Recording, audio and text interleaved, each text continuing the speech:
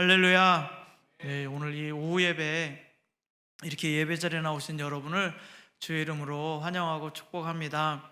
오늘 우리에게 주시는 말씀, 하나님은 우리의 피난처시오 힘이시니 환난 중에 만날 큰 도움이시라. 이 말씀이 1절과 7절과 또 11절에 세 번씩이나 이렇게 반복되어 나타나 있습니다. 이것이 그만큼 중요한 내용이기 때문에 이렇게 반복되어 나타나져 있고요. 그래서 하나님은 우리의 피난처시오 힘이시기 때문에 환난 가운데 만날 큰 도움이 되십니다. 이것을 오늘 우리가 마음속에 아로새겼으면 좋겠습니다.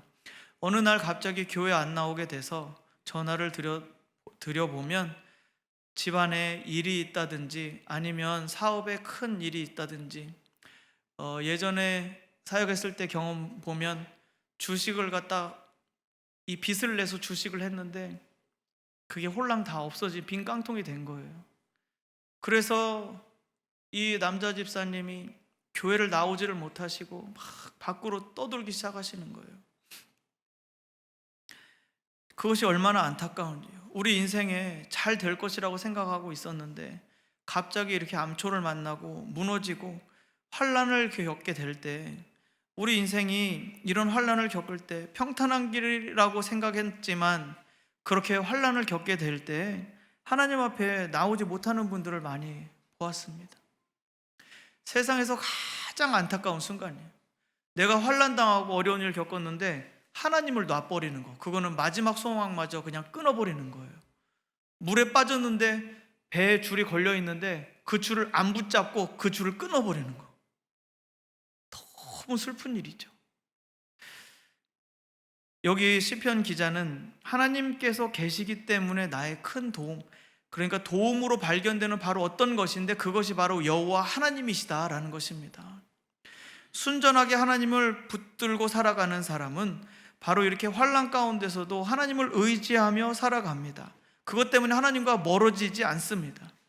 그래서 2절에는 이 시편 46편에서 중요한 세 가지의 마음 상태가 있는데요, 3절에 두려워하지 않을 것이다 라는 말씀과 5절에 흔들리지 않을 것이다, 그리고 10절에 내가 하나님 됨을 알지어다 해서 너희는 가만히 있을지어다, 이 세 가지를 중심으로 말씀드리려고 합니다.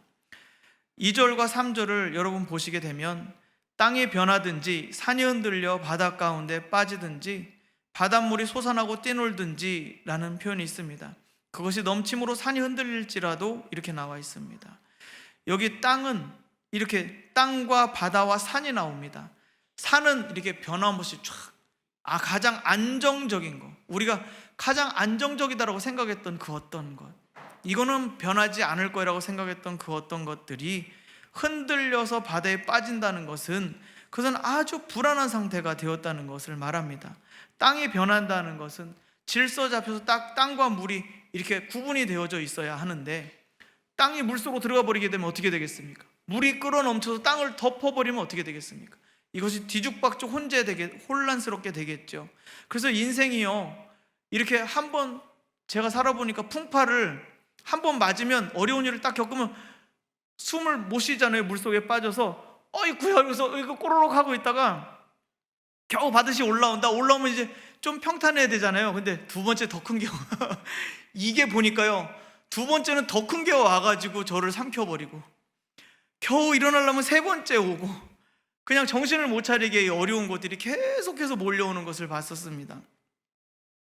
우리 인생이 이렇게 날마다 뒤집어지고 뒤죽박죽 되고 거꾸로 되돌아가고 다 공허해서 다 없어져 버릴 것 같고, 그리고 매일매일이 불안하게 느껴진다 할지라도 주를 의지하는 사람은 어떻게 합니까? 그런 모든 상황과 여건에 대해서 두려워하지 아니한다라고 말씀하고 있습니다. 하나님이 그 안에 계시기 때문에 이 환경과 여건에 대해서 두려워하지 않는다 선포합니다. 하나님이 내의 가장 큰 도움이 되어주시는 분이기 때문에 두려워하지 않는다라고 말합니다. 지금은 잘못되는 것처럼 보이고 이 환난 가운데서 내가 영원히 망할 것 같지만 아니요, 그렇지 않습니다. 왜냐하면 여러분이 살아 계시기 때문에 그렇습니다. 살아 계시면 하나님이 살아 계신 것이기 때문에 그렇습니다.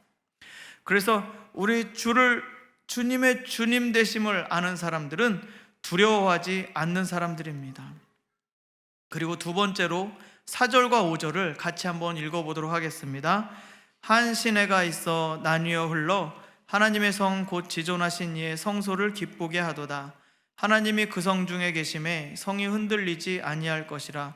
새벽에 하나님이 도우시리로다. 아멘. 이 한 시내가 있다라는 말은 이게 감탄사입니다. 원래 오 강이여 그대의 물줄기들이 여호와의 하나님의 성소를 기쁘게 하는구나 라고 감탄하는 겁니다. 하나님께서 계신 임재하여 계신 그곳에는 그 성소로부터 강물이 흘러나와서 그곳에 많은 열매들을 맺게 하시고 생명을 살리는 일을 하게 됩니다.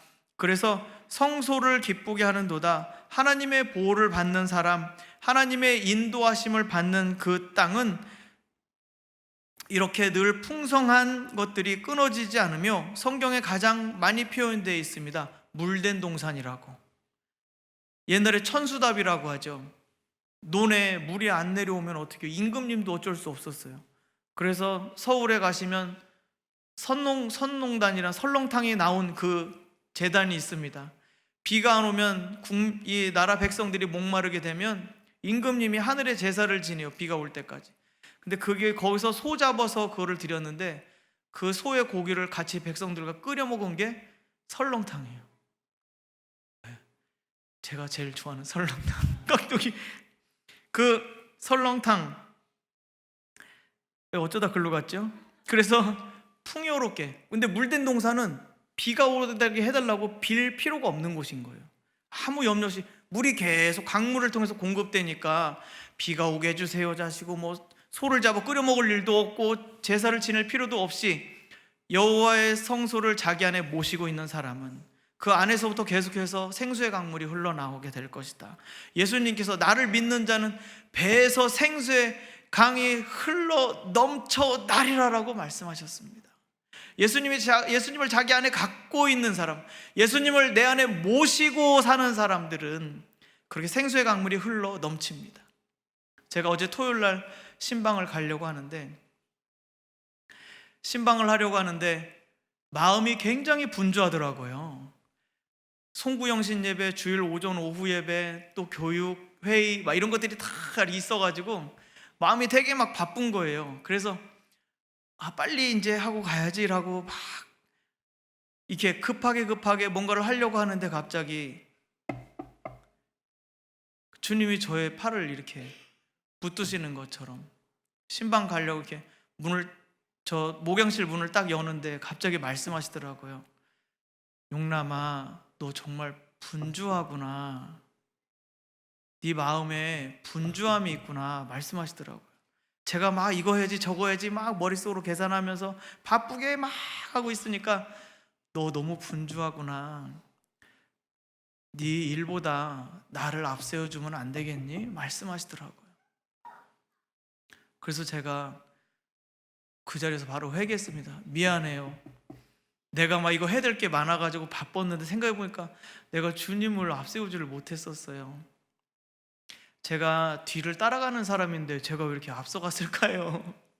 제 자리를 제 분수를 알고 조용히 뒤로 물러가겠습니다 하고서 조용히 뒤로 물러가서 주님이 먼저 하시도록 이렇게 했습니다.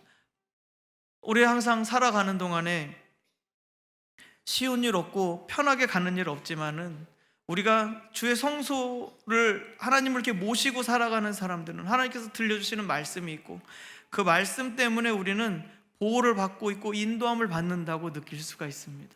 하나님이 말씀하여 주셨기 때문에 우리의 삶은 여기 5절에 보시면 그 성 중에 계심에 성이 흔들리지 않을 것이다 말씀하고 있습니다. 그분이 계시니까 흔들리지 않는 거예요. 그분을 내 마음의 보좌에서 몰아내버리면 나는 어떻게 될까요? 쉑쉑이 버거처럼 됩니다. 완전히 다 양념하고 감자튀김하고 막 뒤섞여서 완전히 삶이 뒤죽박죽이 되어버릴 거예요. 그래서 하나님이 그 성 중에 모시고 있는 사람은 물된 동산과 같이 계속해서 그 기쁨이 끊어지지 않을 것이고 더군다나 하나님이 나의 일을 도와주시겠대요. 네 힘으로 안 되지, 저 못하겠어요. 제 힘으로 안 된다는 것이 너무 선명하잖아요. 하나님이 도와주시지 않으면 아무것도 할 수 없다는 거 아시잖아요. 그렇기 때문에 새벽에 하나님이 도우시겠다고 여기 약속하고 있습니다.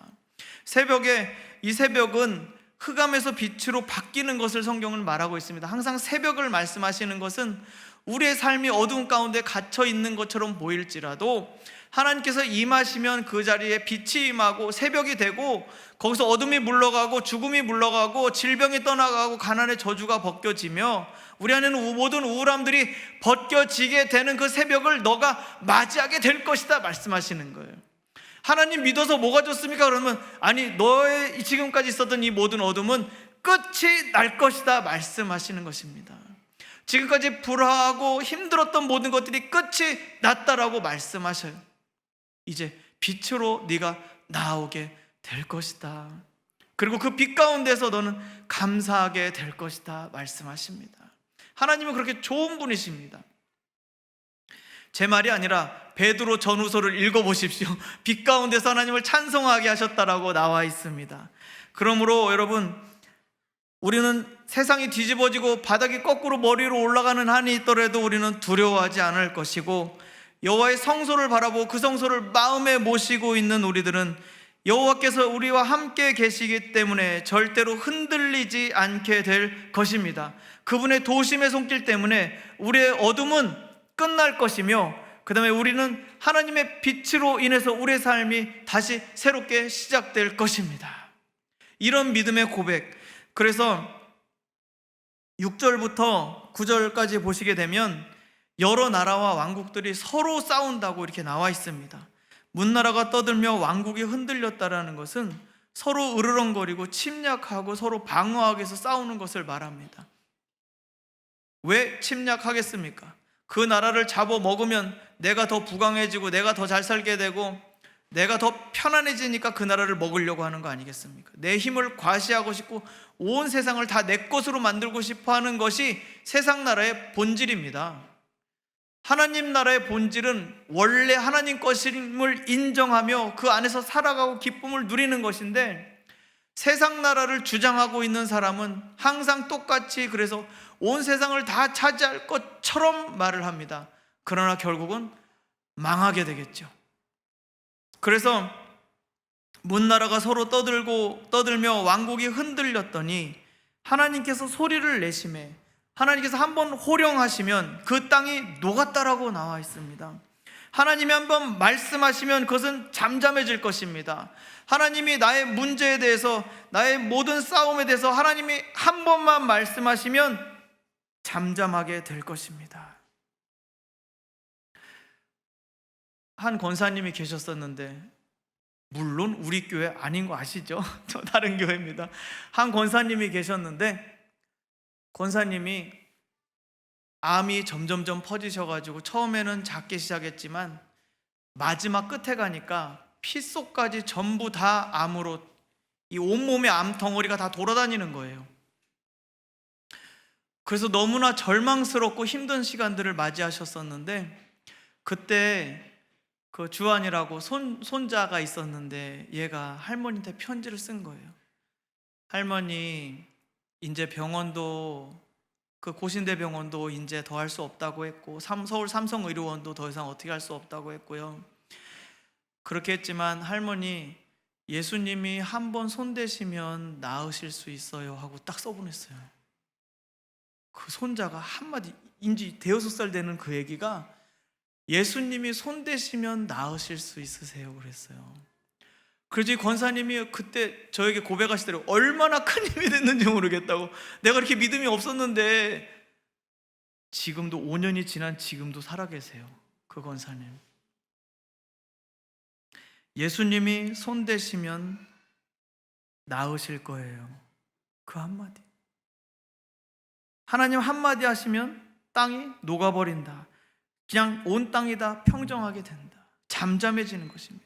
하나님의 음성을 듣는 것은 그래서 너무나 중요하고 소중합니다. 여기 7절에 다시 한번 말씀하시죠. 만군의 여호와께서 우리와 함께 하시니, 그분이 같이 계시니까 혼자 있는 것이 아니라, 이제 외롭게 싸움을 싸우고 있는 것이 아니라 하나님이 함께 우리 안에 계시기 때문에 야곱의 하나님은 우리의 피난처이십니다 라고 한 번 더 선포합니다. 그리고 하나님이 어떻게 하셨는지 8절에 이렇게 나와 있습니다. 그 땅을 황무지로 만들어 버리셨다. 하나님이 한번 말씀해 버리시니까 그 강성하던 나라들이 황무지가 되어 버렸다는 거예요. 옛날 바벨론 땅, 그 유명한 초왕대국 바벨론 땅 가보십시오. 돌 위에 돌 하나가 남아있지 못합니다. 그 악랄했던 아수르 제국, 그 위쪽에 북이스라엘을 삼키고 온 땅을 지배했던 상왕이라고 했던 아수르 제국 가보십시오. 땅에 묻혀가지고 흙 위로 올라오지도 못해 있습니다. 하나님은 정말로 성경에 말씀하신 대로 황무지로 만들어 버리십니다. 저는 9절 말씀 우리 같이 한번 읽어보겠습니다. 그가 땅끝까지 전쟁을 쉬게 하시며 활을 꺾고 창을 끊으며 수레를 불사르시는도다. 저는 이런 거를 처음 봤습니다. 왜냐하면 삼국지 같은 거를 많이 보면 여러 나라들이 이렇게 서로 막 지혜와 모략을 짜내가지고 전략 전술을 짜서 전쟁을 하고 막 이런 게 인생의 묘미 아니겠어요? 어느 장군이 누구를 써서 저기를 침략하고 이렇게 해서 이렇게 막 해나가는 그런 게 삶의 재미잖아요. 그런데 그 어떤 신도 전쟁을 끝내버리는 신은 제가 처음 봤습니다, 성경에서. 그리고 이 전쟁을 쉬게 한다는 단어를 생각해 보십시오. 전쟁이 나고 있을 때 사람의 마음과 생각은 어떻겠습니까? 얼마나 극도로 긴장되고 얼마나 두렵겠습니까? 적군이 저 멀리 있는 게 아니라 당장 칼을 들고 이 앞으로 달려온다고 생각을 해보세요. 저는 하여튼 옛날 목사님들 참 존경합니다. 옛날 목사님들은요, 그러신 분들 계시더라고요. 이렇게 남편이 부인 교회 간다고 쫓아와가지고 도끼로 이렇게 들고 와서 이렇게 내리쳤는데 그 허벅지를 도끼로 맞았거든요. 그 연세중앙교 윤석조 목사님 아시죠? 손도끼로 찍었는데 허벅지 이렇게 맞았습니다. 그리고 나서 그 남편이 돌아가고 그 다음에 거기를 묶은 채로 부흥회를 다 끝까지 하셨다고 해요. 그거 이해가 가십니까? 여기 도끼로 이렇게 맞았는데요, 허벅지를.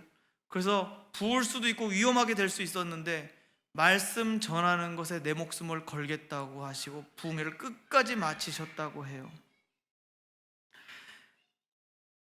이렇게 하나님은 우리 10절을 같이 한번 읽어보도록 하겠습니다. 시작. 이르시기를 너희는 가만히 있어 내가 하나님 됨을 알지어다. 내가 문나라 중에서 높임을 받으리라. 내가 세계 중에서 높임을 받으리라 하시도다. 하나님은 이 전쟁, 이 생사가 갈리는 이 순간, 그 두려움의 그 무서운 순간에도 하나님 함께 계시다는 것을 믿는 것, 그게 신앙인의 마음입니다. 왜 가만히 있느냐? 왜 그렇게 와서 도끼로 이렇게 내리치도록 가만히 있느냐? 여기 10절을 한번 보시게 되면 너희는 가만히 있어 내가 하나님 됨을 알지어다. 이 찬양도 있잖아요. 너희는 가만히 있어 내가 하나님 됨을 알지어다라는 찬양도 있는데, 이 뜻은 가만히 있다라는 것은 스톱, 멈추어라. 너의 모든 손을 멈추어라. 지금 네가 하려고 하는 것들을 멈추어라. 이 전쟁의 생사가 갈리는, 내가 살지 죽을지 모르는 이 상황 가운데서도 너의 손을 이렇게 가만히 있으라는 거예요. 세상에서 가장 어리석어 보이죠. 지금 적군이 쳐들어오는데 가만히 있으라고, 이렇게 가만히 손을 묶고 어떻게 있습니까? 근데 가만히 있어 내가 하나님 됨을 알지어다. 그 전쟁은 누구에게 속했다는 것을 말씀하고 있습니까? 하나님께 속했다는 것을 말하고 있습니다. 그래서 그 전쟁 중에 그 급박하고 위독하고 위험한 엄중한 상황 가운데서도 여호와 하나님의 지키심과 보호하심을 두 눈으로 보거라.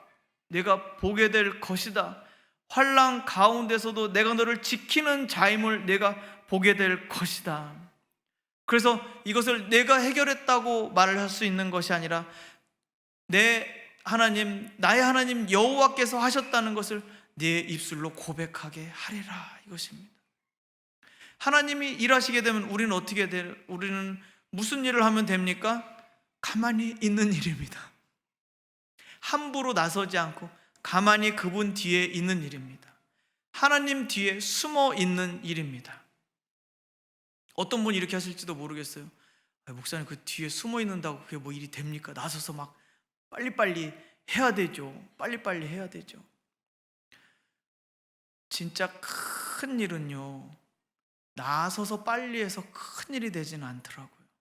진짜 큰 일은 뒤로 물러섰을 때 큰 일이 다 조정이 되더라고요. 제가 제주도에서 있었을 때 아침에 탁 눈을 일어나면 앞에 쫙 여러 오름들이 있고 한라산이 이만하게 크게 보였었어요. 태산과 같았었어요. 구름이 끼나 비바람이 안개가 오나 이 산이 늘 그대로 있는 거예요. 하나님 정말 저렇게 그냥 그대로 있으실 분이실 텐데. 근데 생활 자체는 너무 불안정하고 너무 이제 앞날이 안 보이고 깜깜한 그 터널들을 지날 때였었습니다. 그래서 그때는 정말 아무것도 할 수 없었기 때문에 그냥 하나님만 바라볼 수밖에 없었고, 하나님, 저 이제 앞으로 어떻게 하면 좋아요? 이제 며칠 먹고 살 거밖에 없는데 어떻게 하면 좋아요? 하나님, 막 이렇게 구할 때였었습니다. 그런데 신기하게도 그때 하나님이 꼭 그 말씀하셨어요. 야, 내가 너를 위해 준비한 것이 있으니까 가만히 기다려야 된다. 내가 너를 준비했으니까 괜찮아. 근데 눈에 보이야 말이지, 이게 뭐가 잡히야 말이죠. 무슨 기뜸이라도 해주시면 내가 그 고생을 안 할 것인데,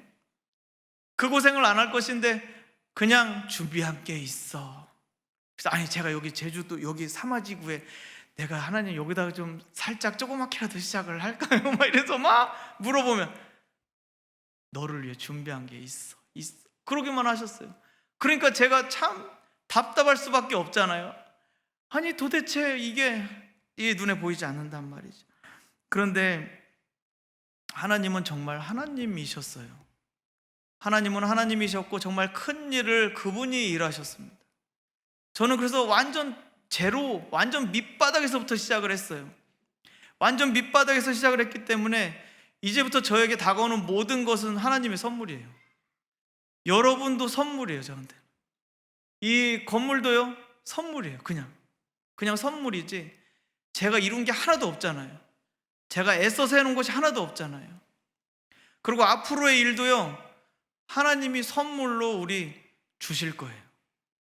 큰 일은 하나님이 하십니다. 우리는 쫄아불지 말고 하나님이 하실 것을 선포하시기만 하면 돼요. 큰 일은, 사람의 마음을 바꾸는 일은 오직 주님 손 안에 달려 있습니다.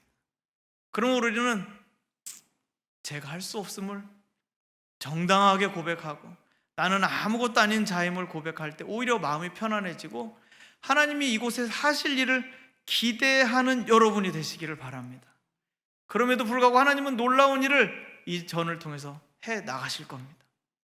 매 주마다 한 분씩 계속해서 들어오고, 한 번씩 들어오고 계세요. 정말 너무 놀라운 일이죠. 하나님은 계속해서 이 발걸음들을 이어가실 것이고, 하나님은 이곳 계신 곳에서 하나님의 이름이 높임 받으시기를 원하십니다. 안 그랬으면 끝내버렸죠. 밀어버리고 새로 짓게 하셨지 뭐하러 여기 하셨겠습니까? 그러므로 우리는 하나님의 확실한 뜻이 여기 있음을 보아야 합니다. 하나님은 이 교회를 살리기를 원하십니다. 이대로 없어지기를 원하지 않으십니다. 그러므로 아버지의 뜻이 확실하다면 우리는 순종하며 나아가는 것입니다. 세상이 다 뒤집어지는 것 같고 땅이 끝나는 것 같고 여기서 인생이 다 끝나는 것처럼 보인다 할지라도 우리는 두려워하지 않을 것입니다. 그리고 하나님이 계시기 때문에 우리는 흔들리지 않을 것입니다. 새벽에 도와주시는 그분이 계시기 때문입니다. 그리고 우리는 그렇게 죽을 노력하지 않아도 됩니다.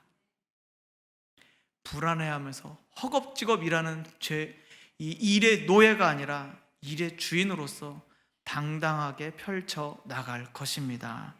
그래서 하나님이 이런 복을 우리에게 부어주시는 이유, 11절, 우리와 함께 가시는 이유는요 단 한 가지입니다. 3번 반복되었던 이 단어, 야곱의 하나님은 이라는 단어입니다. 하나님이 왜 우리와 함께 계십니까? 하나님이 왜 우리를 도와주십니까? 이유는 단 한 가지입니다. 야곱의 하나님이라는 단어에 있습니다. 그것은 약속하셨기 때문입니다. 언약을 맺으셨기 때문에, 우리와 언약으로 단단하게 묶여져 있기 때문에 하나님은 우리를 버리실 수가 없어요. 우리는 잡고 있다가 손을 놔버리면 이제 끝났다 생각을 하겠지만, 아니요, 우리 손은 놓더라도 하나님은 계속 붙잡고 계신 거예요. 그래서 야곱의 하나님은, 이 뜻은 우리를 영원히 붙드시고 도와주시는 그 하나님이 계시기 때문에 그분은 우리의 피난처가 되십니다. 피난처에 들어가게 되면요, 등산하다가 여러분 올라가시면 알게 될 거예요. 거기 피난 산장이 있잖아요. 피난처가. 거기 가면 그 모진 추위에 막 온몸에 다 얼어붙고 등산 장비 들고 막 어렵게 올라갔다 할지라도 피난처에 딱 들어가면 어떻게 됩니까? 가방 벗어서 놓고, 신발 젖은 양말 벗어서 거기다 불에 말려놓고, 그리고 제일 좋은 컵라면을 끓여서 먹으면서 거기서 우리 몸을 회복하는 것이 아니겠습니까? 하나님이 바로 그러한 우리의 피난처 되심과 그분이 행하실 일들을 기대하면서 우리는 하나님의 하나님 되심을 선포하며 나아가는 저와 여러분 다 되시기를 주의 이름으로 축원합니다.